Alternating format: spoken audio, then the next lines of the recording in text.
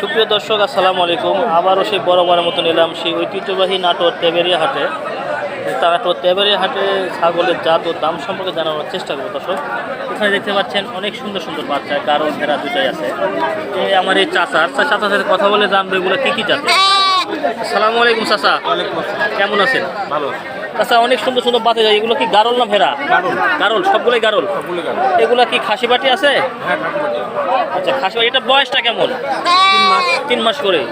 দর্শক বাচ্চাগুলো দেখেন, অনেক সুন্দর সুন্দর বাচ্চা, 3 মাস করে বয়স। তিনি কিন্তু একজন খামারি নাকি চাচা? তিনি কিন্তু একজন প্রান্তিক খামারি।